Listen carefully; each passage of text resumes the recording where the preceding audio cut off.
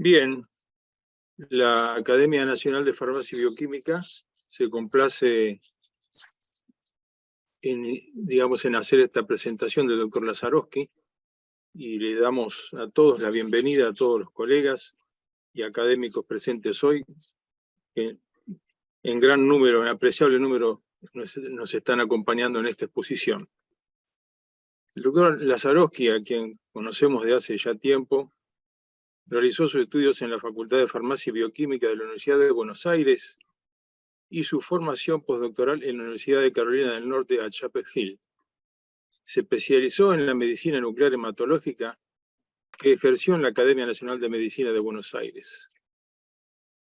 Sus investigaciones sobre mecanismos de farmacoresistencia en epilepsia, stroke e infarto de miocardio le dieron notoriedad internacional y nacional.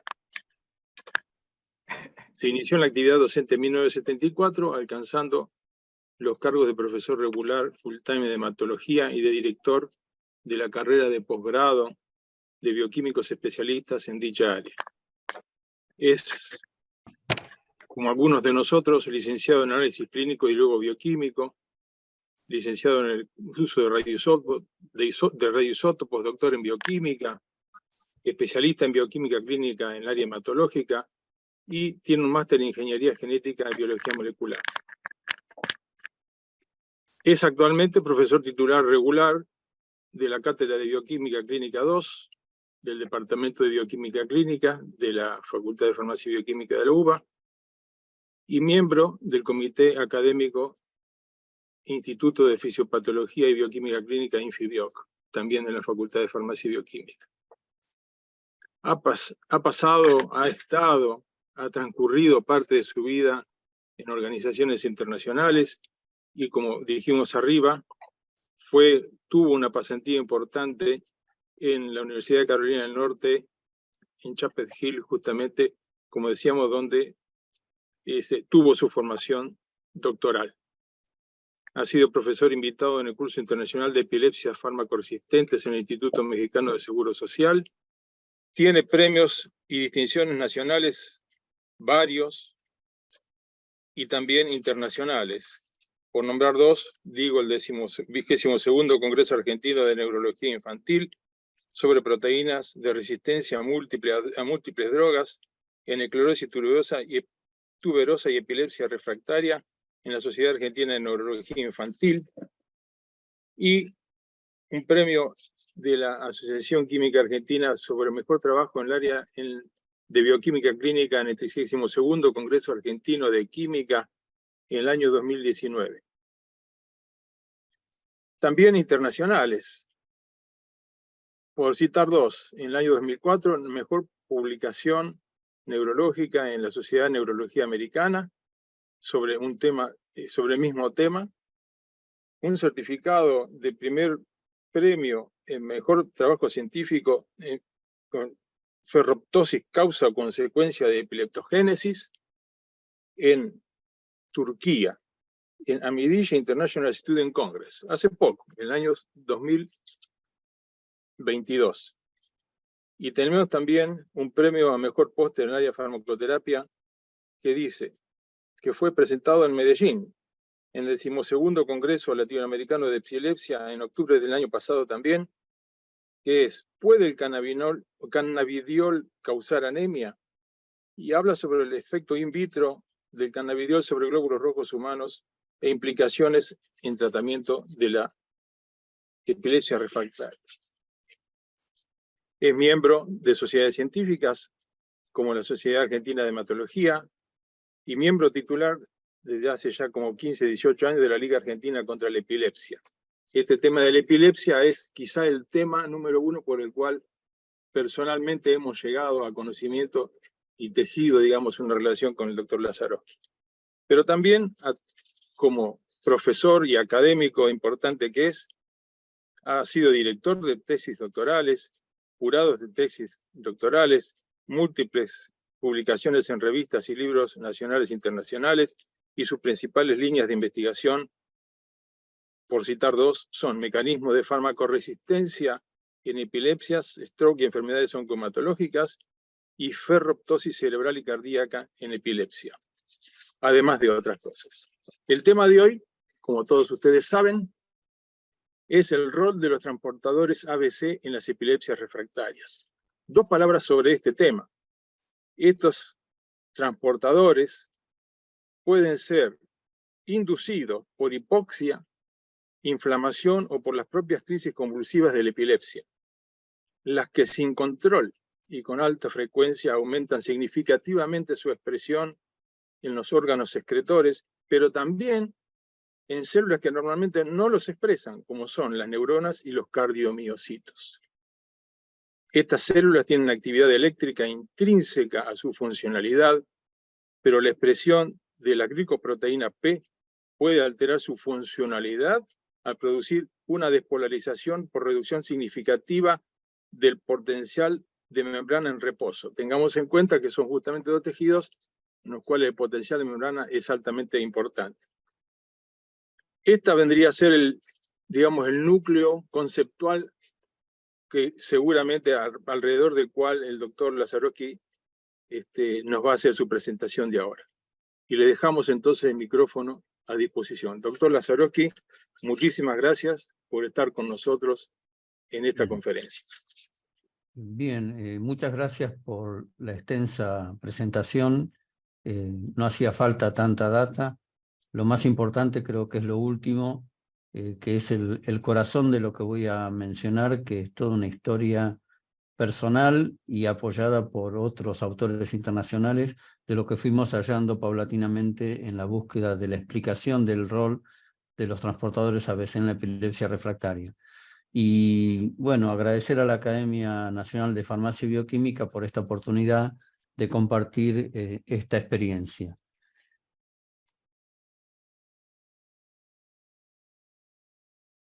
Lo primero que vamos un poco a mencionar es poder mencionar que las epilepsias refractarias y la resistencia a múltiples drogas, tratar de definir un poco de qué se trata estas características fenotípicas en estos pacientes, la expresión y función de los transportadores vinculados al sistema LADME y al fenotipo MDR.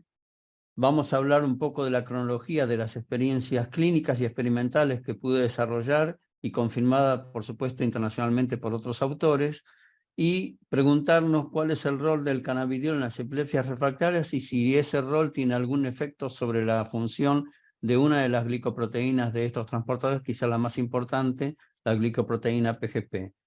Veremos entonces, como mencionó el doctor en la introducción, si hay alguna relación entre la expresión de la glicoproteína P y la depolarización de las membranas, fundamentalmente en neuronas y cardiomiocitos, generando epileptogénesis e insuficiencia cardíaca, y esto altamente relacionado a un síndrome conocido como muerte súbita en epilepsia, por ahora de causa absolutamente desconocida. Y después, el último dato de resultados bastante recientes, vinculados a ver si el estrés convulsivo es capaz de asociarse a lo que hoy se conoce como el corazón epiléptico, a la cardiomiopatía por exceso de hierro, y si esas dos condiciones están también asociadas a este síndrome de SADEP. Y finalmente, una reflexión de conclusiones y perspectivas a partir de los resultados que hemos tenido.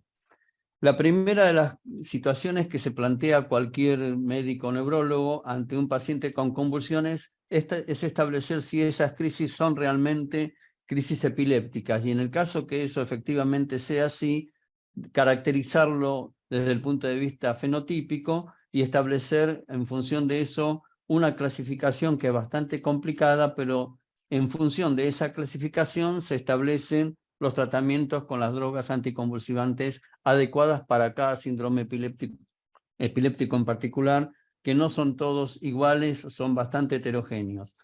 De esta manera, prácticamente el tratamiento con una primera droga de elección, la correcta para cada síndrome, se logra un 47% de control, 47% de pacientes logran el control de crisis, y eventualmente el agregado de una segunda droga suma hasta un 60% de pacientes con adecuado control. Y serán lo que llamaremos la población de pacientes de tipo respondedores al tratamiento, con lo cual no generan un conflicto desde el punto de vista de evolución terapéutica y de seguimiento. El problema radica con aquellos que están necesitando combinaciones de más de 2 drogas y la respuesta terapéutica realmente es tórpida o prácticamente nula en los casos más severos, y entramos en la categoría que denominamos epilepsias refractarias, donde hoy las alternativas constan en la administración de las drogas anticonvulsivantes más dietas cetogénicas, la cirugía de la epilepsia o la estimulación vagal, que también es un procedimiento quirúrgico y por supuesto son conductas invasivas, y todos ellos van a tener en común que son todos pacientes recibiendo politerapia con pobre respuesta terapéutica, es decir, con un síndrome o un fenotipo de resistencia a múltiples drogas o fenotipo MDR. Lo interesante es que últimamente han aparecido 2 supuestas situaciones factibles de resolver el problema. Uno es el uso del cannabis en conjunto con la politerapia, y la presencia del ácido sebácico dentro de la dieta cetogénica, que después vamos a hacer un comentario particular sobre él. Lo interesante es que tenemos una larga lista de drogas anticonvulsivantes, todas ellas actuando sobre distintos blancos terapéuticos y a su vez siendo redundantes en más de un blanco terapéutico todas ellas. De hecho, esta gran cantidad de drogas anticonvulsivantes vienen siendo generadas desde 1860 con los primeros bromuros y hoy día con más de 20 drogas diferentes. Lo interesante es que los que andan bien, no tenemos problemas, ya dijimos, no lo vamos a discutir, pero ¿qué pasa con aquellos que no responden? Y sucede que a pesar de la politerapia, en forma constante, de todas las drogas que sean, las combinaciones que busquemos, tendremos un 30% de individuos que no responden al tratamiento, la primera, la segunda, la tercera o la combinación de todas esas drogas. Y estos pacientes no respondedores, volvemos a repetir, tienen el fenotipo de tipo MDR, es decir, multidrug resistance.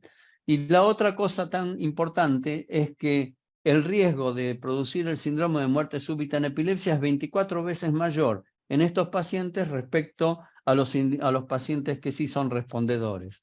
Entonces, una de las cuestiones que nos tenemos que preguntar es, ante una respuesta farmacológica insuficiente, nula o adversa y sin problemas de calidad del fármaco o en el cumplimiento por parte del paciente con la terapia indicada, lo primero que tenemos que tratar de ver es si el paciente, debemos ver si tenemos de alguna manera algún cambio en el equilibrio dosis-respuesta.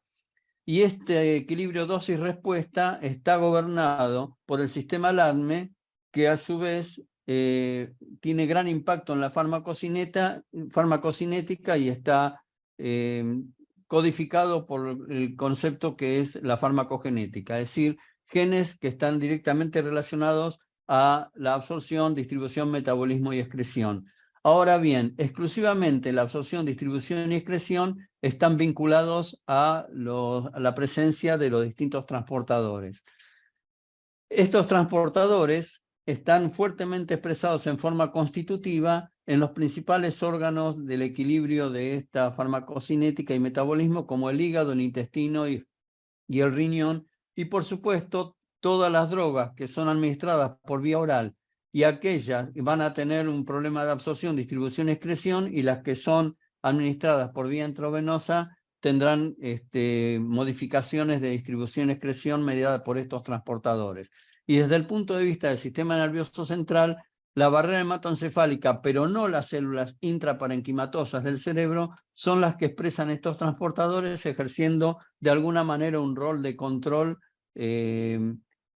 más o menos estricto, pero no impidiendo el acceso de las drogas al sistema nervioso central.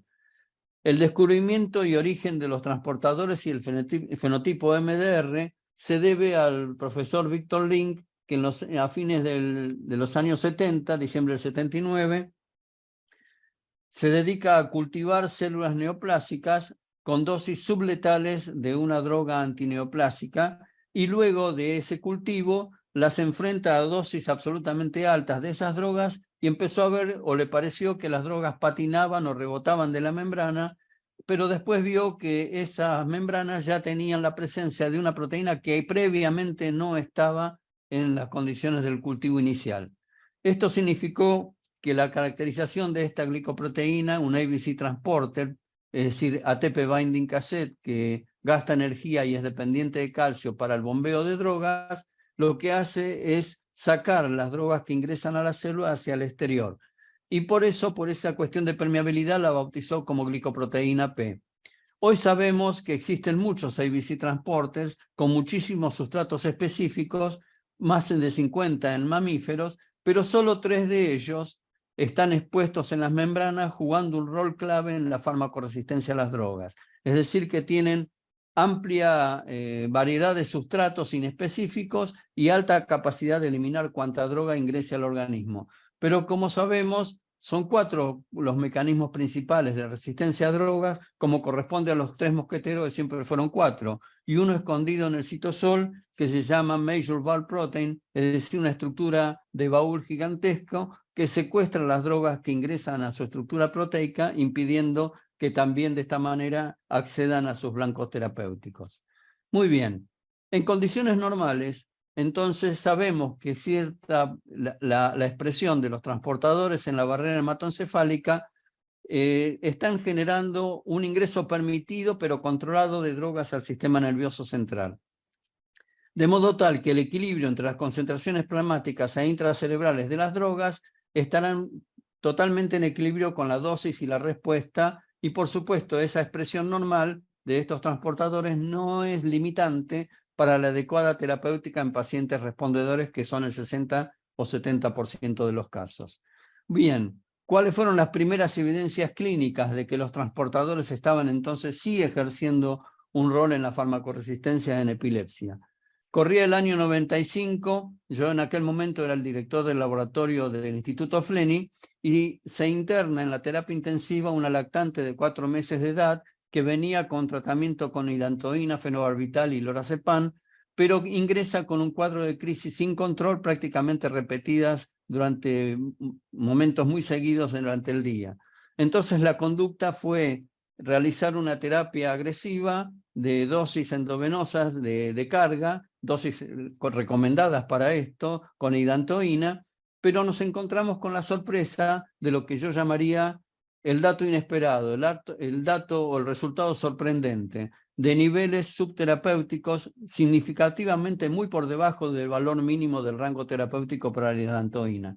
Por supuesto que los médicos no me creían, yo tampoco podía entender lo que estaba pasando, pero los datos se venían repitiendo en cada uno de los controles, pero además se tomaron el trabajo de enviar las muestras a un prestigioso neurólogo de aquel momento, el doctor Chamoles, para verificar si las concentraciones que yo estaba informando eran las adecuadas. Y el informe fue coincidente, con lo cual no hubo dudas, pero hasta se tomaron el atrevimiento de cargar hidantoína directamente en el tubo, a ver si yo estaba inventando los resultados, y por supuesto esa muestra nos dio absolutamente fuera de escala. Bueno, ya convencidos de que esto era así y no tenía otra solución, en la última dosis de carga decidimos ver qué estaba pasando con la desaparición plasmática de la hidantoína en esta paciente, y ya a los primeros 30 minutos de la inyección de la dosis administrada endovenosa, ya estábamos por debajo de rango con un valor de 6,85. Muy bien, hasta aquí para nosotros la conclusión era que la farmacoresistencia estaba debida a un ingreso limitado de las drogas por aporte insuficiente. Pero la sorpresa radicó cuando fue a la cirugía, y que fue el último recurso, que es lo que se hace cuando no queda otra alternativa, se hace cirugía de la epilepsia, y en las neuronas displásicas del foco epileptogénico se encontró la alta expresión de la glicoproteína P de las neuronas del foco. Y esto, por supuesto, terminó por falta de credibilidad a nivel internacional. Tardamos 4 años en que fuera aceptado el paper. Después les cuento la anécdota de por qué tardamos tanto tiempo. Lo importante es que ese reporte fue el primer reporte a nivel internacional mostrando una combinación de niveles subterapéuticos persistentes de una droga anticonvulsivante asociado a la presencia de la glicoproteína expresada en las neuronas del foco epiléptico. Pero terminando ese año 95, diciembre, aparece el primer artículo que nos empezó a dar un poco la razón de lo que estábamos viendo y no podíamos creer, que fue el paper de Tischler, quien en forma retrospectiva estudia pacientes con epilepsia del lóbulo temporal, pacientes adultos, que es una de las epilepsias características farmacoresistentes más importantes. Y él encontró la alta expresión de la glicoproteína P en barrera hematoencefálica y entonces presupuso que se trataba de un impedimento de ingreso o vaciamiento de las drogas desde el sistema nervioso central hacia la periferia. Por las dudas de que esto pudiera no ser una cuestión de problemas de sustrato, cultivó células neoplásicas negativas de PGP y células neoplásicas positivas de PGP y verificó que en las segundas no había acúmulo de hidantoína dentro de las células, pero cuando le daba ciclosporina como inhibidor se recuperaba esa acumulación. De alguna manera sugiriendo que los anticonvulsivantes también son sustratos de esta bomba, más allá de lo que había descrito Víctor Link con los antineoplásicos.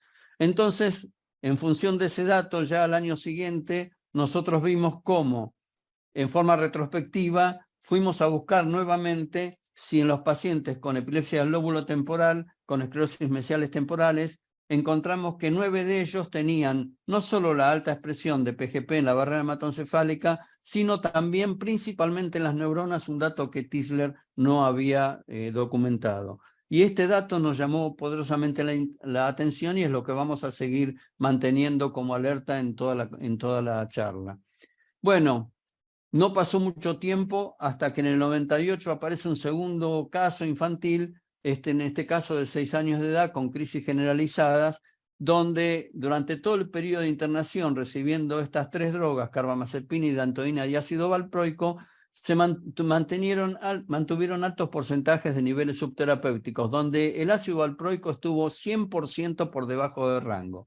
Entonces tratamos de ver si esta desaparición plasmática acelerada de la hidantoína podía ser modificada con un bloqueante cálcico que obviamente debiera bloquear la función de la bomba, y logramos enlentecer de alguna manera la cinética de desaparición de la hidantoína plasmática. Pero como obviamente el recurso era la cirugía de la epilepsia, fueron también los médicos del FLENI a la cirugía. ¿Y qué nos encontramos? Que todas las neuronas del foco epileptogénico estaban expresando la glicoproteína PGP. Bueno, entonces presentamos este case report en este International Child Neurology Association Congress de ese año, y el doctor Kenneth Swyman, que era un poco uno de los jurados de las presentaciones, nos dio el premio por esta presentación, y él era el director de la revista Pediatric Neurology, y ahí me dijo en el año 98, el año que viene te publico el paper que me mandaste de esclerosis tuberosa. Por eso tardamos 4 años, porque no nos creían. Recién viendo este segundo caso tuvimos credibilidad, pero también tardamos muchos años en publicar este segundo artículo, como ven, ya en una revista dirigida al monitoreo de drogas terapéuticas. Entonces nos preguntamos, ¿habrá un lavado o un clearance de drogas anticonvulsivantes a nivel hepatobiliar acelerado en los pacientes con epilepsias refractarias? ¿Será que el estrés convulsivo esté induciendo un incremento de este sistema de lavado, especialmente en el paciente crítico? Entonces, teniendo en cuenta que estos transportadores están altamente expresados en el canalículo biliar, aprovechamos el uso de un compuesto radioactivo llamado Sestamibi, marcado con tecnesio 99, y estudiamos la cinética de flujo hepatobiliar y el llenado intestinal para verificar cuán rápido o qué tan lento era esa cinética en pacientes con epilepsias refractarias. Y nos encontramos que los controles tenían una cinética relativamente estándar, que es el cuadro de la izquierda, los pacientes respondedores prácticamente similares, y en el cuadro de la derecha vemos cómo está altamente acelerada esa cinética en los pacientes con epilepsias refractarias. 2 de ellos recibieron nimodipina y recuperaron una cinética normal. Lo interesante es que cuando fueron a la cirugía, 5 de los que fueron a la cirugía, sin excepción, los 5 también tenían expresada la glicoproteína en las neuronas del foco epiléptico. Nuevamente nos volvemos a preguntar si esto es una casualidad o es una coincidencia que el estrés convulsivo esté induciendo la expresión no solo de la PGP a nivel periférico en los órganos excretores, sino también a nivel del sistema nervioso central, incrementando de alguna manera la severidad de las crisis. Coincidiendo con este concepto de cinética acelerada en trabajos experimentales que estamos haciendo en este momento, todavía no presentados. Les anticipo un resultado interesante que muestra que a nivel hepático la expresión molecular de los transportadores está altamente incrementado en el modelo que tenemos de estatus epiléptico. Bueno, seguimos con otros casos y aquí vemos otro paciente donde apareció la alta expresión del BSRP en una displasia cortical del trasmanto. Acá ven en el cuadro de la izquierda en la tomografía la lesión que es fuertemente epileptogénica.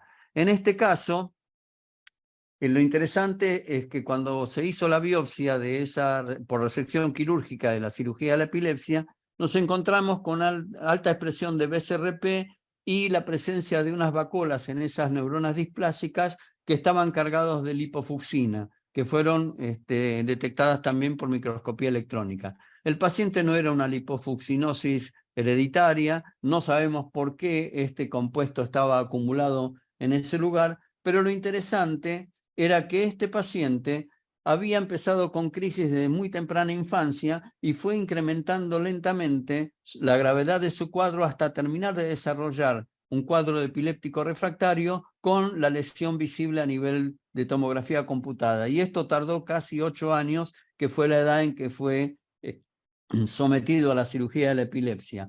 ¿Por qué marco esto? ¿Por qué es tan importante? Porque después de la cirugía, 9 años después de no tener ningún otro problema, vuelve a desarrollar y recae con una nueva epilepsia fármaco-resistente debido a la aparición de una lesión cerebral contralateral similar a la anterior que también requirió un tratamiento quirúrgico. Y esto nos trae a colación, bueno, también tardamos bastante tiempo en poder publicar el case report, pero esto trae a colación un dato que es muy significativo, que tanto la PGP descubierta por Victor Link y la Breast Cancer Resistant Protein, BSRP, son dos marcadores de lo que hoy denominamos Site Population Stem Cell. Es decir, que si tardado 8 años en la primera etapa en desarrollar la lesión y al retirarse esa lesión, la migración de nuevos stem mutados generaron una lesión similar 9 años después. Era cuestión de esperar, es lo que hubiera sucedido con cualquier tumor. Bueno, hablando de tumores, fuimos a ver qué pasaba en el astrocitoma gigante subependimal, que también pertenece a la familia de enfermedades de esclerosis tuberosa. Y nos encontramos también con el interesante dato que las células alejadas de los vasos no solo eran positivas para el CD34, marcador de stem cell, sino también eran altamente positivas para PGP y BSRP, un poco dando a entender si no son Site Population Stem Cells. Pero las células del mismo tumor cercanas a los vasos eran negativas, pero los vasos eran positivos. Acá tenemos en una fotografía con mayor resolución para ver exactamente la marcación de BSRP. Y por supuesto esto fue publicado con el concepto si los 3 biomarcadores en SEGA junto con CD34 no corresponden en realidad a identificar, son marcadores de stem cell del tumor. Por supuesto, este tumor es una epilepsia también refractaria. Entonces, volvemos al concepto que estos dos son marcadores de Site Population Stem Cells. Bueno, ¿estaba sola la PGP en la esclerosis tuberosa? Fuimos a buscar a otros de los miembros de los 3 mosqueteros y nos encontramos que no solamente las neuronas displásicas, las células balonadas, como ven acá en la parte inferior, sino también tenemos microglía, astrocitos y vasos y distintos tipos de células del sistema nervioso central, PGP positivas, y también MRP positivas, pero con menor intensidad.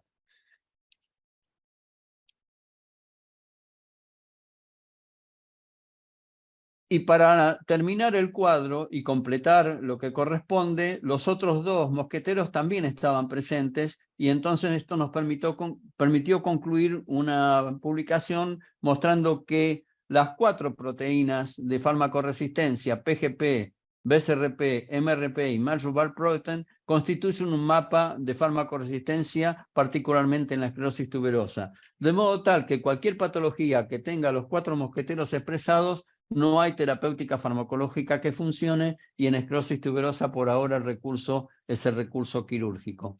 En otro caso también interesante fue este donde pudimos mostrar la presencia de BCRP expresado en esta patología, una hipomelanosis de hito, y donde este paciente no paraba de tener crisis y se intentó generar una especie de coma farmacológico con altas dosis de pentobarbital, cosa que nunca se logró, mostrando cómo el sistema de la alta expresión de estos transportadores, incluyendo MBP, estaba generando una farmacoresistencia en estos pacientes sin respuesta de ningún tipo.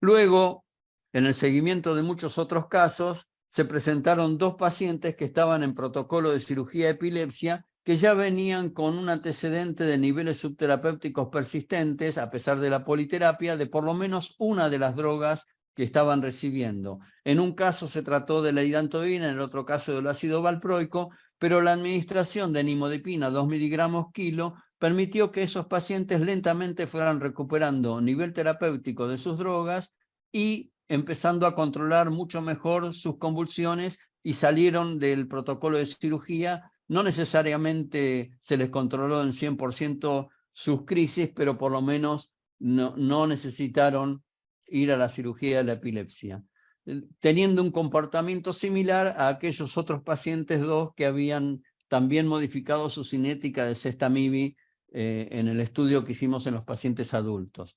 A partir de estas evidencias clínicas, entonces nos hicimos varias preguntas. En primer lugar, ¿existen realmente los niveles subterapéuticos persistentes de las drogas o son un error de laboratorio? Segundo, ¿las crisis convulsivas inducen la expresión de la glicoproteína P? Tercero, ¿cuál es el rol de la expresión de la PGP en las neuronas? Y finalmente, ¿debe ser la PGP un nuevo blanco terapéutico en epilepsias refractarias? Bueno, para saber si esto era cierto y nuestra duda, fuimos a ver qué opinaban los médicos respecto a los niveles subterapéuticos y su experiencia, ellos como responsables del tratamiento de tantos pacientes con epilepsias, tanto respondedores como fármaco-resistentes.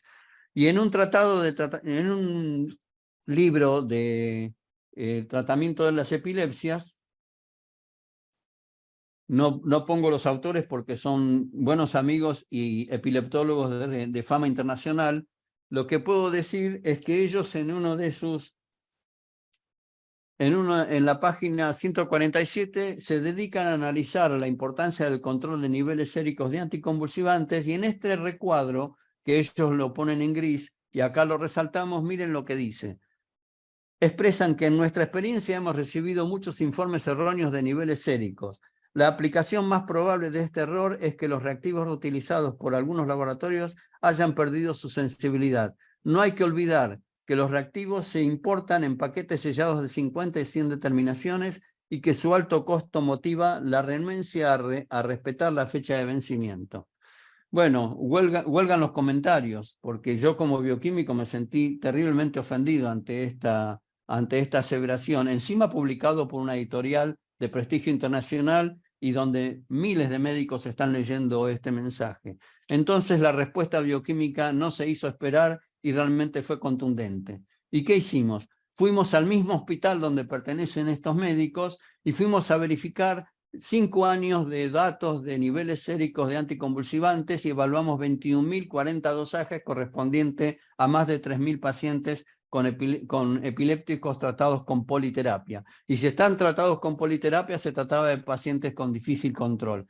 No solo estaban los datos evaluados con técnicas automatizadas, sino que, bueno, acá está cómo se distribuyeron entre la hidantoína, el fenobarbital, carbamazepina y valproico, y las barras oscuras corresponden a pacientes internados versus las barras claras, pacientes ambulatorios. Y por supuesto, nos tomamos el trabajo de verificar por HPLC si alguno de las mediciones hechas por el laboratorio automatizado coincidían y si las drogas que se estaban administrando tenían las concentraciones que decían tener. Y efectivamente estaba todo debidamente controlado. ¿Qué fue lo interesante? Que fíjense, más del 70% de los niveles de hidantoína estaban por debajo de rango. No importaba si eran ambulatorios o eran pacientes internados. Y porcentajes menores, pero bastante respetables, también en las otras drogas se encontraban también con niveles subterapéuticos. Pero ante la duda de que fuera una situación de error por falta de cumplimiento en pacientes ambulatorios, seleccionamos específicamente aquellos casos que estaban internados por largos periodos dentro del hospital y entonces seleccionamos donde vemos 6 casos tratados con hidantoína por más de 30 días de internación. Bueno, lo que nos encontramos es que era 44 controles fueron subterapéuticos contra 1 normal, en el fenobarbital 21 contra 4, en el ácido valproico fueron 34 contra 5 y en la carbamazepina fueron 25 contra 10. De modo que acá ahora la pregunta, le devuelvo la bofetada a los médicos y digo, ¿nosotros trabajamos mal o ellos no saben qué hacer con los niveles subterapéuticos persistentes y retiran la droga? Esto que acabo de decir no es un chiste, se lo he preguntado en varias conferencias a los médicos y les decía, ustedes tienen un paciente con 3 drogas administradas.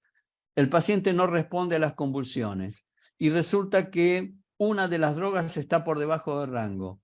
¿Qué hacen con la droga que está por debajo del rango? Y todos por unanimidad contestaron que la retiraban porque no servía para nada. Y le digo, y las otras 2 que están en rango tampoco controlan las crisis, tampoco sirven para nada.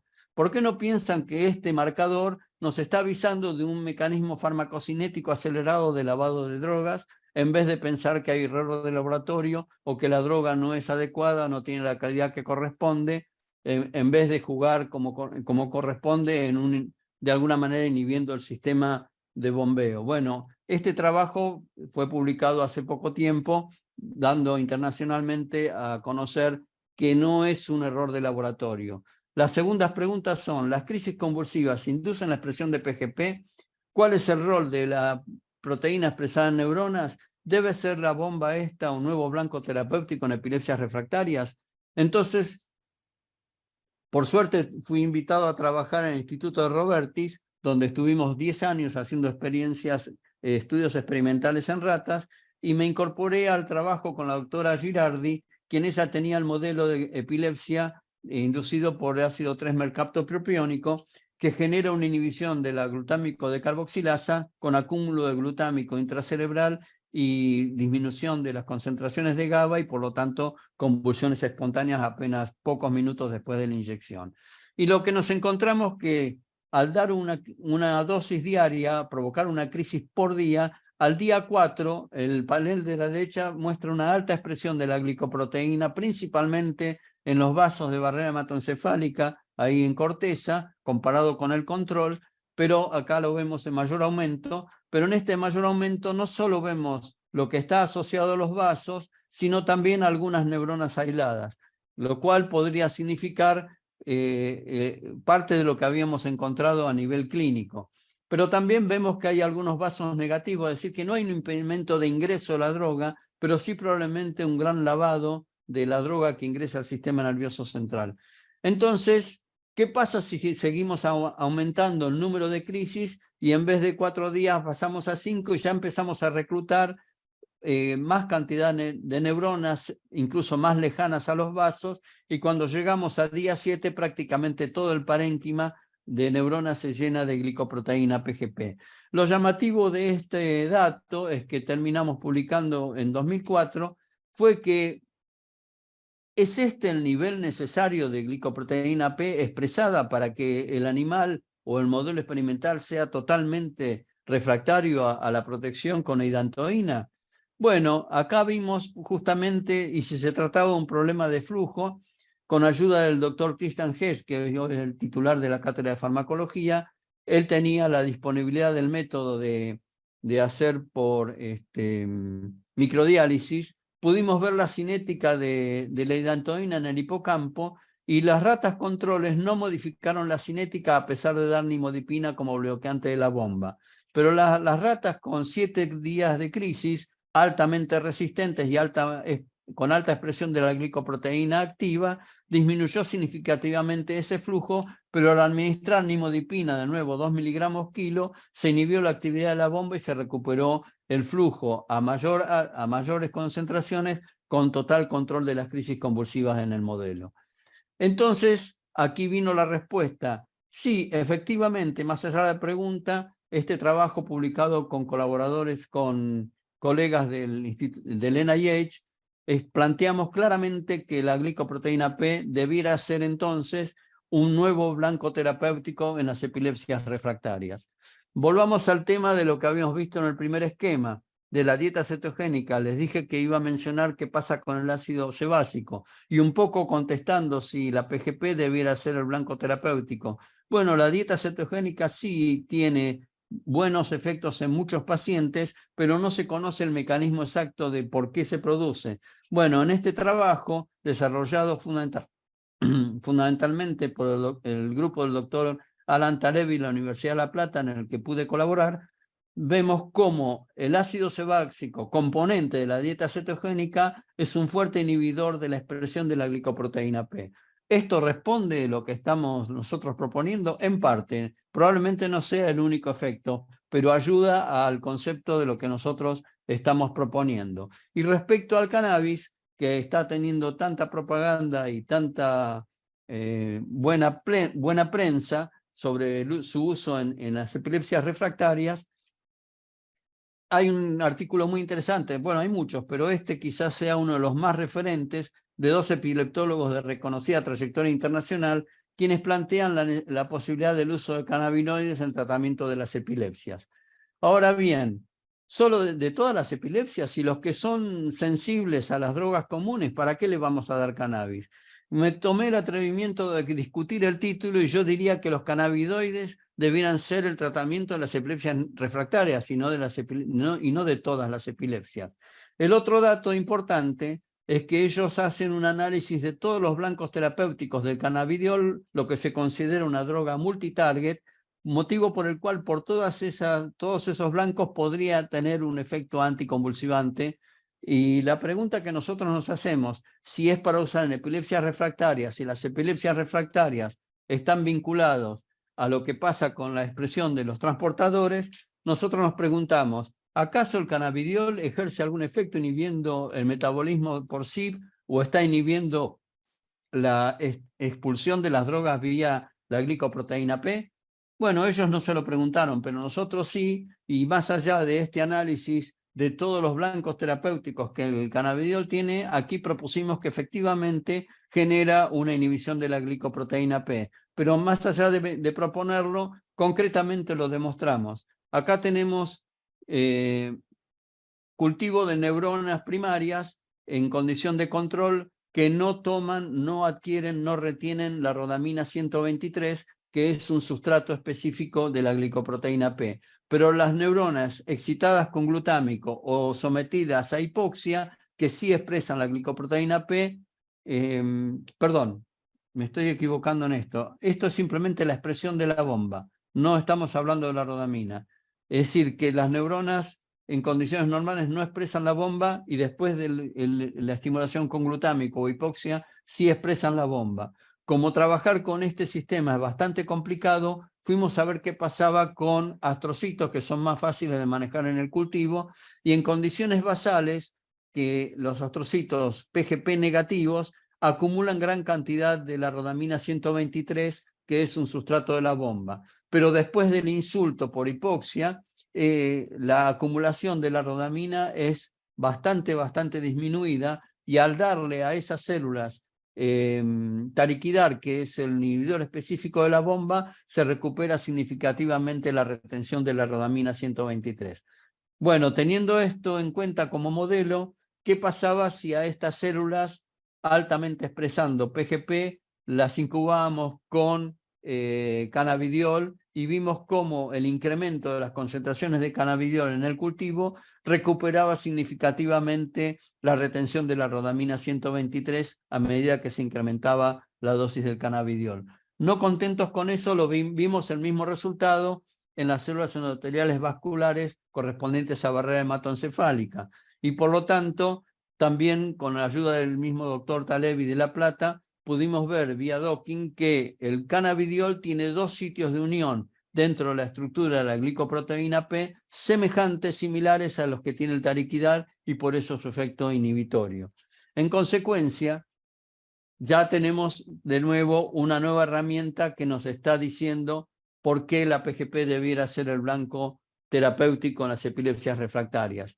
Después nos preguntamos, ¿pero qué pasa si continuamos con crisis diarias sin control y aumentamos entonces lo que llamamos la carga del estrés convulsivo? Y efectivamente seguimos avanzando y llegamos a 13 días de estimulación una por día de crisis convulsivas, se incrementa significativamente la expresión de la glicoproteína P en las neuronas, generando un incremento significativo de la resistencia a la protección generada por la difenilidantoína, pero con un desenlace de estatus epiléptico fatal. No tenemos duda de que la expresión el incremento de expresión de glicoproteína está directamente relacionado al incremento de la farmacoresistencia. Pero la pregunta es, ¿qué vínculo tiene esto con el incremento de la severidad del fenotipo clínico de las convulsiones que terminan en un desenlace fatal? De hecho, la pregunta es, ¿acaso la expresión neuronal está vinculada a esa severidad, incremento de severidad de las convulsiones? ¿Cómo podemos explicar esto? ¿Qué está haciendo entonces la glicoproteína P en las neuronas inducidas tanto por las convulsiones como por condiciones hipóxicas? Y esta es entonces lo primero que nos tenemos que preguntar, ¿cuál es el rol que está jugando esta proteína en las membranas de las neuronas? Quizás la respuesta o parte del indicio de la respuesta está en este trabajo de Witkin y Roepe del año 97, que mostró que las células neoplásicas que no expresan glicoproteína P tienen un potencial de reposo entre menos 70 y menos 80, pero si expresan la glicoproteína P, su potencial de reposo cae a menos 20. Ahora bien, si esto está sucediendo también en las neuronas, entonces estamos generando una depolarización que disminuye el umbral convulsivo y se convierte en una condición proepileptogénica. Y segundo dato, hasta ahora ninguna droga anticonvulsivante está dirigida a inhibir la función de la bomba glicoproteína P, y por eso cuando esta situación sucede, la farmacoresistencia es absoluta. Muy bien, para ver si esto era cierto, entonces hicimos el experimento con crisis convulsivas ahora inducidas por pentilentrazol para usar otro modelo diferente que también generó el incremento progresivo de la glicoproteína P en corteza o hipocampo, o en los dos lados, y resulta ser que simultáneamente a ese incremento de la glicoproteína P se incrementaba la retención de un compuesto DIVAC que ama a las membranas depolarizadas, exactamente a la inversa de la rodamina 123. Entonces, la administración de idantoína no generó ningún cambio, pero la inhibición de nimodipina como bloqueante de la bomba recuperó significativamente la polaridad, y la presencia de la idantoína le permitió recuperación del control de las crisis convulsivas. Entonces, nos preguntamos, si esto es verdad, que la PGP depolariza las membranas, ¿qué pasa si no solamente está depolarizando las neuronas, sino qué pasa si también está depolarizando los cardiomiocitos, es decir, los dos tipos celulares de actividad eléctrica por excelencia? Entonces ahí la pregunta es, ¿tendremos epilepsias refractarias con crisis cada vez más severas? Y sumado a eso, simultáneamente, una insuficiencia cardíaca con alto riesgo de muerte en estos pacientes. ¿Será esto lo que está explicando el 24 veces más alto riesgo de SADEP en pacientes con epilepsias refractarias? Entonces, de nuevo, repitiendo el modelo, con pentilentrazol dijimos, ¿qué pasa si seguimos avanzando más de 7 días?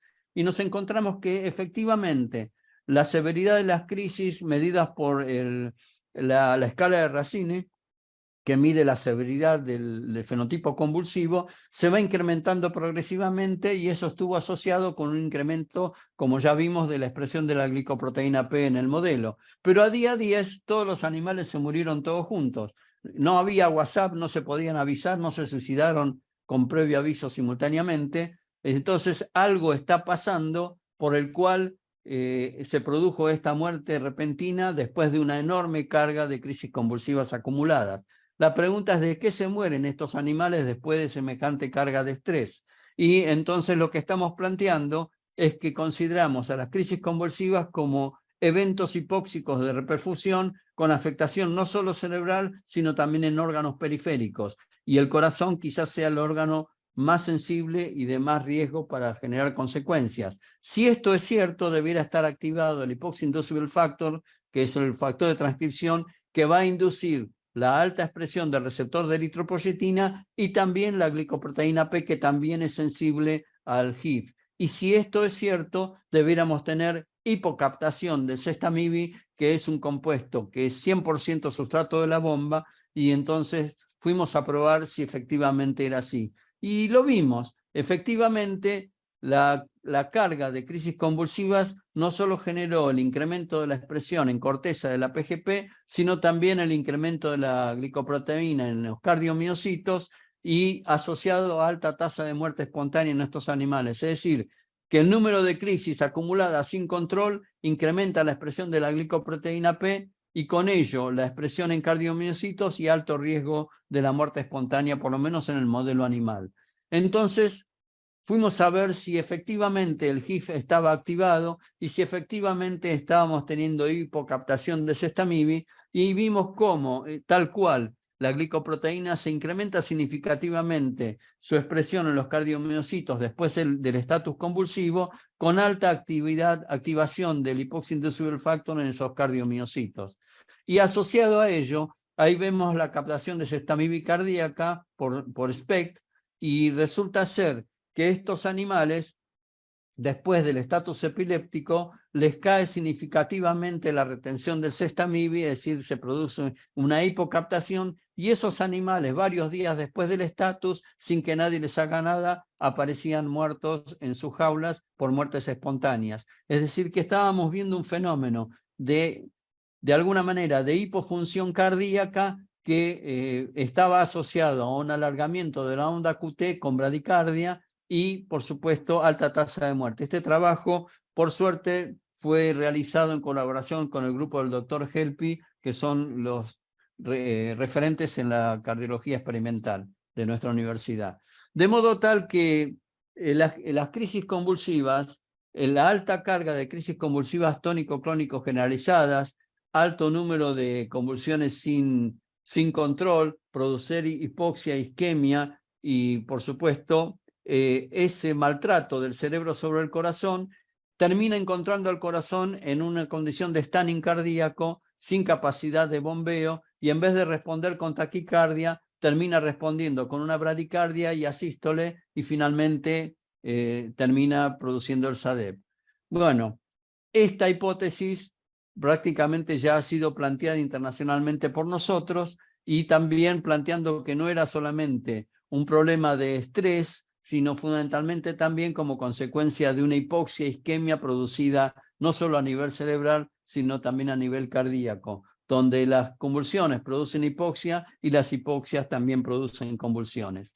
Y un poco para finalizar, lo último que faltaba de los temas a considerar es este dato de un trabajo de hace ya unos cuantos años que mostraban cómo la sobrecarga con hierro de estrano en animales de experimentación provocaba un cambio de la conductividad eléctrica cardíaca, y llamativamente el 27% de esos animales se morían sin ningún signo de alarma visible desde el punto de vista fenotípico. La otra cosa importante es que existe un síndrome llamado cardiomiopatía por sobrecarga de hierro, que es la principal causa de muerte en pacientes talasémicos, politransfundidos, hemocromatóxicos y tratados incluso con doxorubicina. Entonces nos preguntamos si la hipoxia reperfusión producida por tantas crisis convulsivas sin control no será acaso un disparador de ese estrés oxidativo que provoque este síndrome de cardiomiopatía con sobrecarga de hierro a nivel cardíaco, y eso esté asociado a esta muerte espontánea o SADEP. Es decir, las dos cosas, PGP y sobrecarga de hierro cardíaco. Y efectivamente lo encontramos. En nuestro modelo de estatus epiléptico vimos grandes acúmulos de hemosiderina en los cardiomiocitos, y obviamente ya quedó postulado que este también es un mecanismo silencioso que lentamente se va acumulando en el tiempo y pone en alto riesgo de sobrevida a los pacientes con epilepsias refractarias.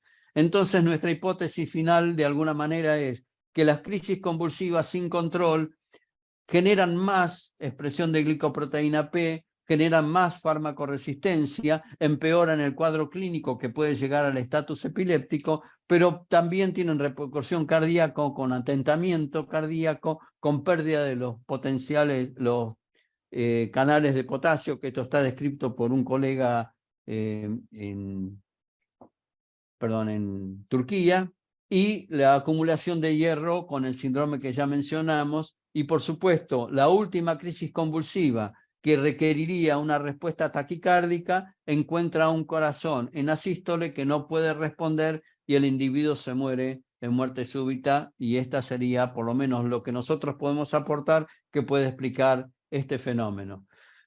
En este trabajo hay una larga lista de condiciones que se muestran cuáles son los parámetros clínicos de riesgo de SADEP: larga duración del síndrome epiléptico o la presencia de estatus, politerapia con más de 2 drogas, presencia de niveles subterapéuticos o interrupción abrupta del tratamiento que genera lo mismo, periodos prolongados de crisis sin control y baja variabilidad de la frecuencia cardíaca asociado a bradicardia.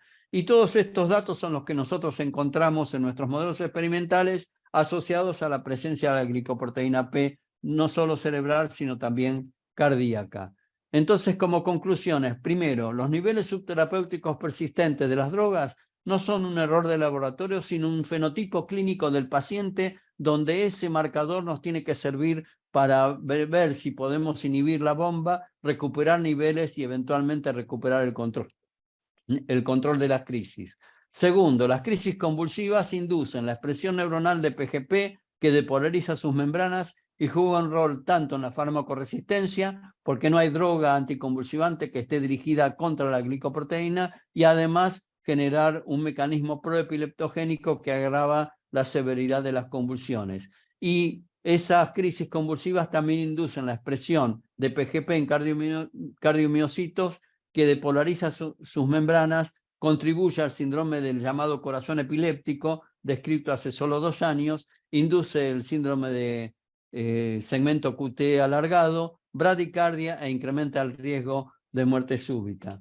Y por supuesto, consideramos importante el monitoreo de drogas anticonvulsivantes y la detección de los niveles subterapéuticos persistentes como un biomarcador de este síndrome de alguna manera de alto riesgo, monitoreo cardiológico para detectar el alargamiento de la onda QT y eventualmente la bradicardia en casos severos, realizar centrifugalografía cardíaca con SPECT con Sextamivi y detectar si tenemos hipocaptación de este trazador, como si fuera el corazón delator de Edgar Allan Poe, que nos avisa del alto riesgo de muerte súbita en estos pacientes con epilepsias refractarias. Y finalmente la resonancia nuclear magnética cardiovascular, que es un programa T2 estrella que detecta la carga de hierro intratisular y permitiría en tal caso, si está aumentado, una terapia con quelantes para bajar el riesgo de desarrollo de la cardiomiopatía por sobrecarga de hierro y eventualmente el riesgo de muerte de pacientes. Definitivamente, si el cerebro está tranquilo, el corazón estará a salvo. Bueno, solo me queda mencionar un dato. En el año 17 sale publicado esta hermosa revisión sobre todas las posibles mecanismos que explicarían la farmacoresistencia en epilepsia. Y de las 6 hipótesis, la hipótesis de los transportadores, que es la alta expresión de los transportadores en barrera, y la hipótesis farmacocinética, que son niveles subterapéuticos persistentes, están basados en parte con los resultados que nosotros hemos mostrado recién y por supuesto de otros autores internacionales. Y creemos que esta depolarización de membranas en las neuronas sería una importante factor que estaría dándole explicación a la teoría de la hipótesis de la severidad intrínseca, que todavía no tiene un mecanismo de explicación. Bueno, dicho todo esto, solo me queda avisarles que ya sale con todas estas experiencias y en colaboración con muchos colegas internacionales, que está ahora en publicación este libro sobre la farmacoresistencia en epilepsia desde los genes y moléculas a sus posibles terapias que podrían dar buenos resultados. Acá la presencia de nuestro equipo, de todos los que somos parte del laboratorio experimental y de la doctora Jorni, que nos ofrece toda su experiencia desde el punto de vista clínico. Bueno, muchas gracias.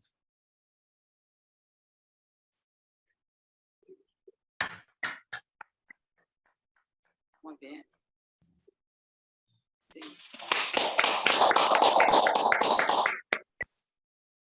Muy bien. No, ¿Se puede hacer preguntas? Supongo que sí. Alberto, ¿te puedo preguntar una cosita? Sí. No me quedó claro cómo se origina la ferroptosis. Bueno, yo tampoco lo tengo claro. Solo encontramos la sobrecarga del hierro. Estamos trabajando en eso, en los mecanismos específicos. Es muy complejo, pero la ferroptosis es un mecanismo por el cual se produce, el propio ácido glutámico puede estimular esto y está inhibiendo la actividad de la glutatión peroxidasa, y con eso se desprotege, se genera una caída de la capacidad antioxidante. Se libera, también se produce ferritinofagia intracelular que libera hierro 2+, y ese hierro 2+ es utilizado para fabricar radicales libres y que termina generando lipoperoxidación de las membranas y daño de toda membrana, nuclear, mitocondrial y membrana citoplasmática, etc. Ese es el mecanismo descripto. Nosotros vimos los acúmulos de la hemosiderina como un fenómeno de sobrecarga de hierro como resultado final. Está bien. Gracias.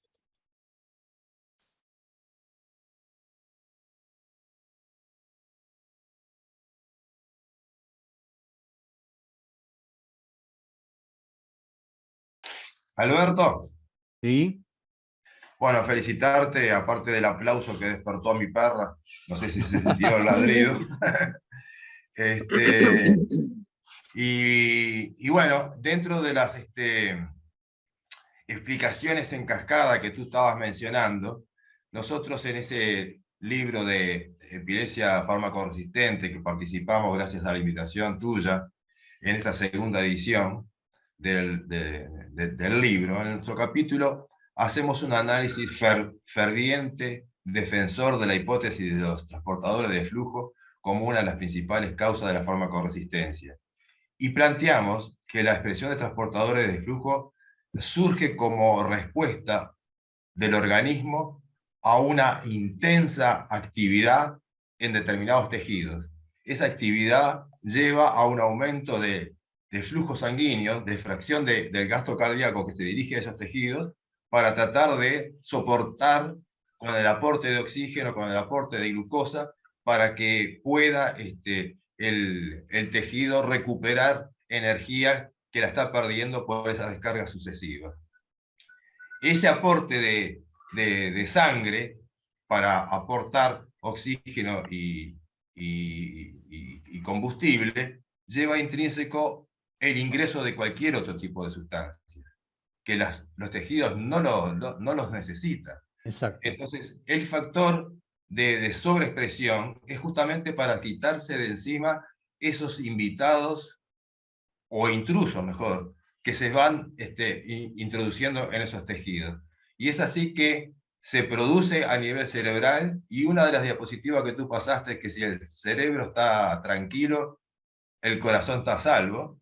Es un claro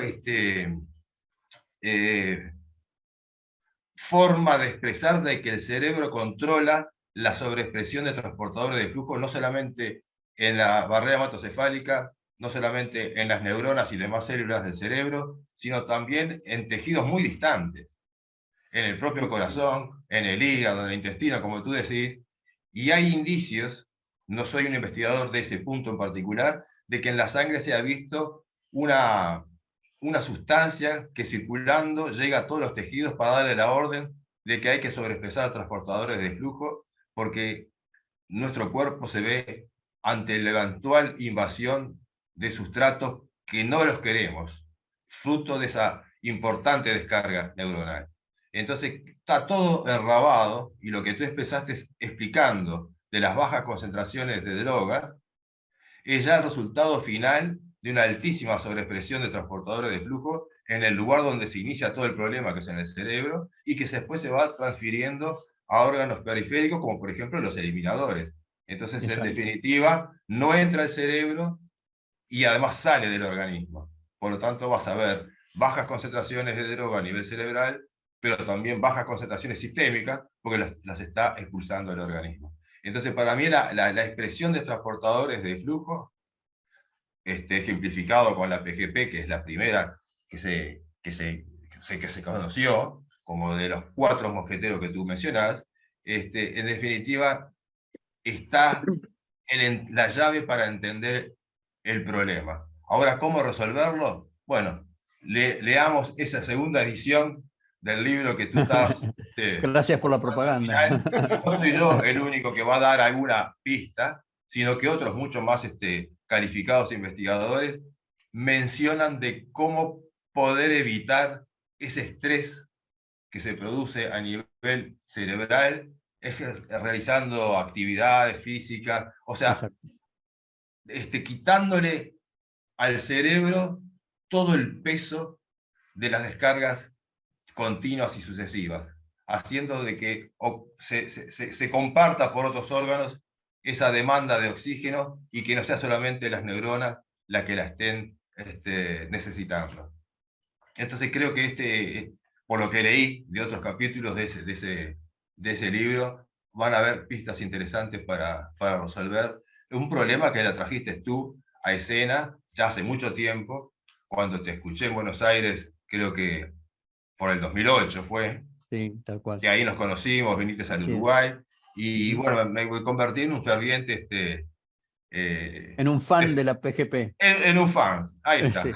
Pero, Pietro, yo Doctor. te agradezco el comentario, pero quiero recalcar algo que vos hiciste y que apoyó toda esta hipótesis cuando haces las mediciones de drogas en saliva.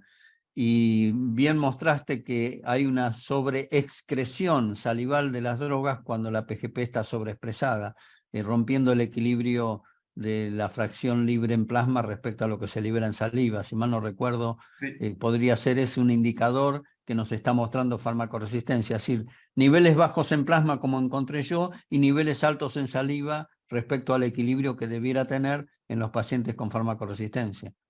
Claro, ¿No? es justamente la expresión más evidente de las mediciones de concentraciones de moléculas de lo que acabamos de redondear, sobre expresión de transportadores a nivel sistémico, en todos los tejidos, incluso aquellos que no tenían, si acaso, la intención natural de expresar este tipo de transportadores. Pero ante una amenaza, todo el organismo se pone en alerta y empieza a sobreexpresar este tipo de transportadores. Doctor Bueno, Lazarovsky, una pregunta le puedo hacer. Sí. La sola presencia, digamos, o la sobreexpresión de la PGP, eso es lo que lleva, digamos, inevitablemente a que disminuye el potencial de membrana, tanto en los cardiocitos como en las neuronas.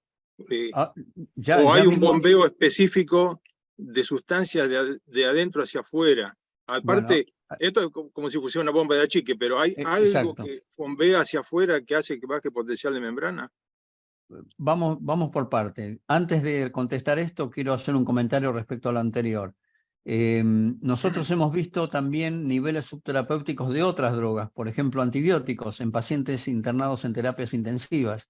Es decir, que el paciente crítico, el paciente que está fuertemente acidótico, ventilado y que todo el sistema, toda la homeostasis está en alerta, va a incrementar fuertemente los sistemas de lavado para sacarse de encima lo que sea, y no necesariamente las drogas. Las drogas es lo que nosotros vemos, pero como bien estás haciendo la pregunta, estás sacando otras cosas que tienen que ver con desbalances metabólicos que ponen en peligro la supervivencia del paciente.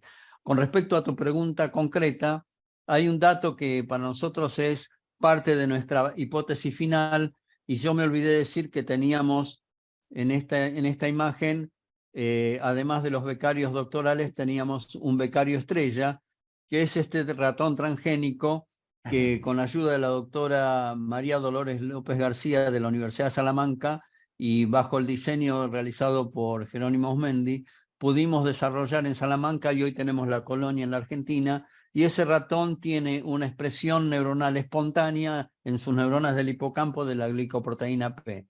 ¿Y qué pretendemos mostrar? Pretendemos mostrar que los sistemas de floropasas y flipasas y translocasas pueden estar alterados ante la presencia de la glicoproteína P, la cual va a bombear la fosfatidilcerina interna de la cara interna de las membranas hacia la cara externa, generando una carga negativa plena externa con depolarización absoluta, y no hay droga anticonvulsivante que revierta esta situación. Esto es lo que nosotros creemos que es lo que está pasando en los dos tejidos, en un caso con epileptogénesis y en otro caso con insuficiencia cardíaca. Esperamos que nuestro ratón nos dé las respuestas. Ya tenemos algunos resultados, pero recién estamos empezando. Creemos que este es el mecanismo más importante. No sé si contesta la pregunta. Sí, es decir, la sola presencia de la proteína G produce la despolarización por una acción, digamos, conformacional de la membrana. No sé cómo explicarlo.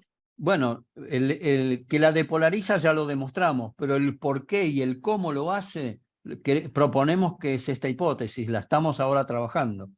Creemos que pasa por allí. ¿Y el cannabidiol cómo actuaría en este caso cuando en aquellos pacientes en que, digamos, la administración de cannabidiol aumenta la concentración intracelular de fármaco? No entendí la pregunta, perdón. Claro que cuando se le otorga, se le dispensa, se le aporta cannabidiol a estos modelos, me pareció que vi en el nivel de, digamos, de reposición de la droga intracelular aumenta. Eso está Claro, inhibiendo... está inhibiendo la bomba. Si esto es cierto, deberíamos recuperar niveles tanto sanguíneos como intracerebrales de la bomba, y al inhibir la bomba estaríamos inhibiendo este mecanismo de transporte de fosfatidilcerina y bajando de alguna manera la depolarización y recuperando potencial normal, y entonces bajando la epileptogénesis, bajando la severidad de las crisis. Por supuesto que el cannabidiol por sí solo tiene múltiples efectos. Este es uno de los tantos que podemos postular, que va sumado al uso de los anticonvulsivantes, porque el cannabidiol por sí solo le cuesta ser una droga anticonvulsivante. Son muchos los mecanismos. Este es uno de los tantos. Muy bien. Queda abierta si alguien más quiere hacer alguna pregunta, algún aporte. Puedo acotar algo Mendy, que estaba diciendo. Bueno, antes que nada, gracias Alberto por la presentación. La verdad que resume tantos esfuerzos que hemos hecho desde todos los ámbitos, de más de 15 años trabajando juntos. Así que bueno, con respecto a lo que decían recién del funcionamiento de la bomba y la depolarización de la membrana, nosotros pensamos de que hay dos mecanismos implícitos en por qué la bomba puede depolarizar la membrana. Uno, como explicó Alberto, es la externalización de la fosfatidilcerina, que mueve cargas negativas estables desde el interior de la membrana hacia el exterior de la membrana. Pero el hecho de cambiar la composición de las bicapas lipídicas también afecta la fluidez de la membrana y el entorno en el cual proteínas de esa membrana pueden regular el estado de polaridad de esa membrana. No solo canales iónicos, sino también proteínas que están involucradas en la reentrada de esa fosfatidilcerina hacia el lado externo. Ya se sabe y está demostrado que el funcionamiento de la glicoproteína P involucra la externalización de fosfatidilcerina. De hecho, se producen rearreglos en la membrana alrededor de la glicoproteína P en pequeños clústeres de fosfatidilcerina que está homogéneamente distribuida, pero la expresión de la glicoproteína P genera clústeres de fosfatidilcerina. Y por otro lado, con respecto a lo del cannabidiol, el cannabidiol funciona como al menos también dos posibilidades. Por un lado, bloqueando la actividad ATPasa de la bomba, es decir, dejándola sin posibilidades de ejercer su acción, y por otro lado funciona a nivel de impedimento estérico, es decir, metiéndose en el poro de la PGP e impidiendo que las sustancias puedan ser bombeadas al exterior de la célula, producto de que está tapando la glicoproteína P. Prácticamente es un bloqueo mecánico. Exactamente, están los dos, no es solamente uno, están los dos. ¿Sí? Bueno, fantástico. Yo acá en el chat no veo que haya más preguntas, así que si alguien quiere decir o no he leído la pregunta, está abierta. Está abierto. Doctor Oyamburu, ¿puedo hacer una pregunta? Sí. ¿Cómo Adelante, se doctora. logra especificidad cuando se piensa en inhibir la PGP para que no afecte al resto de las células del organismo? Que lo conteste Oyamburu, porque nosotros no tenemos todavía esa respuesta. Es muy difícil, obviamente es muy difícil. Lo que sí corresponde acá pensar es cómo nosotros evitamos que se vaya generando periodos prolongados sin control de crisis. Cuanto más temprano se haga el diagnóstico adecuado y el tratamiento adecuado, vamos a encontrar que las crisis no se producen y entonces no se va a estar induciendo la bomba. El otro dato, por eso es tan difícil la situación, que esta bomba puede ser inducida por toneladas de factores que generan estrés sobre la célula. La hipoxia, la irradiación, citotóxicos, la inflamación, las propias drogas anticonvulsivantes, las propias convulsiones, el trauma, y por supuesto la condición neoplásica o de células inmaduras que por condición natural expresan la bomba, y entonces las causas son enormes. De modo tal que un paciente con una crisis, con una epilepsia, por ahí está con relativo control y de golpe tiene una neumonía o una patología inflamatoria y febril, y todo ese sistema extra impulsa la expresión de la bomba y ya los anticonvulsivantes dejan de funcionar y el paciente vuelve a tener crisis. Es decir, que la situación es realmente muy compleja, pero creemos que no existen epilepsias fármaco-resistentes, sino que realmente lo que existe es falta nuestra de cultura para encontrar la droga ideal que inhiba el mecanismo de lo que está sucediendo, pero primero tenemos que identificar el mecanismo que sucede para diseñar la droga que lo inhiba. Hasta ahora la farmacoresistencia es ignorancia farmacológica nuestra, no hay otra explicación. Hay un solo comentario que quería hacer respecto a lo que decía la doctora Montelo. En general, creo que el organismo es bastante más libre que el cardiomiocito y que las neuronas para segregar sustancias. Justamente creo que en el mismo resumen del doctor Lazarowski expresa que estos dos tejidos no tienen generalmente expresión de esto ni de otras, seguramente. Es que no lo deben tener, porque les altera la función eléctrica.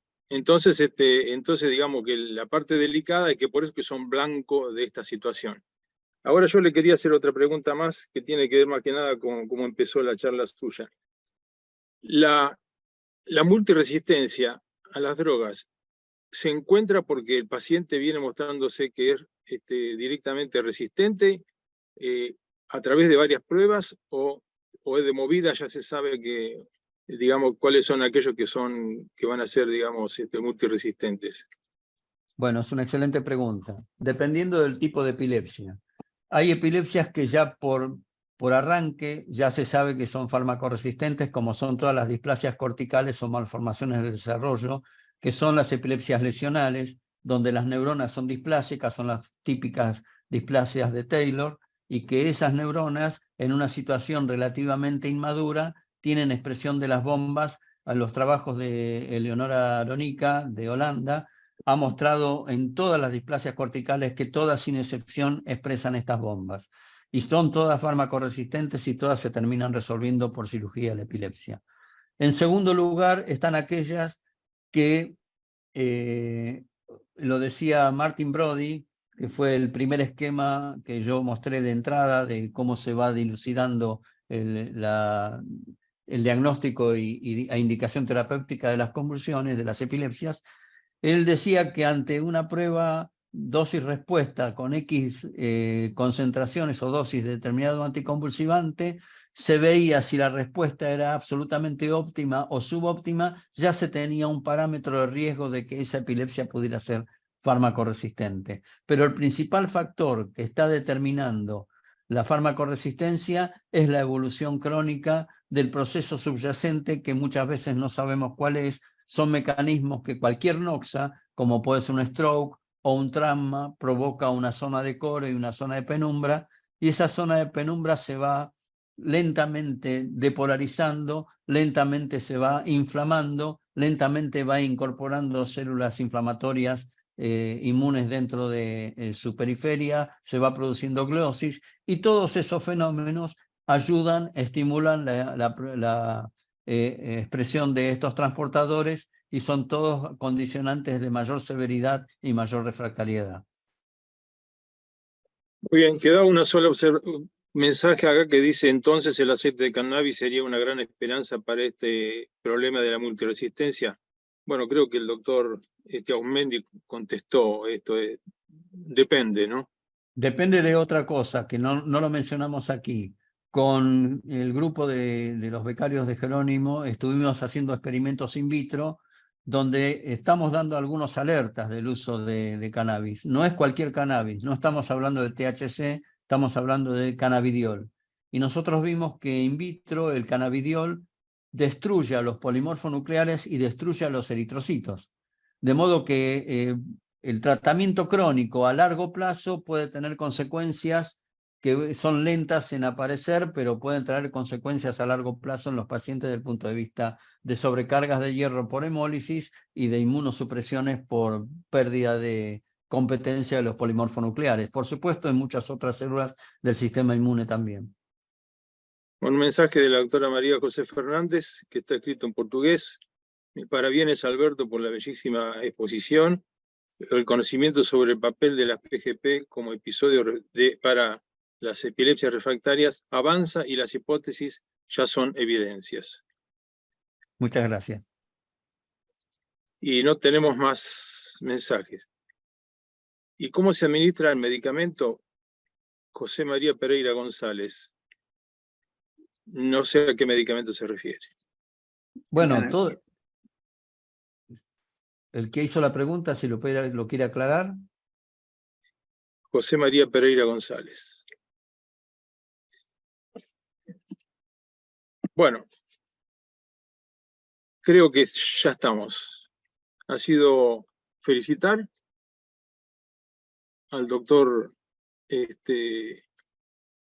¿cómo es? El doctor Lazarowski por su aporte interesantísimo, que nos ubica, digamos, con un grupo que ha trabajado y sigue trabajando con éxito, y que sigue, digamos, entusiasmando a su grupo.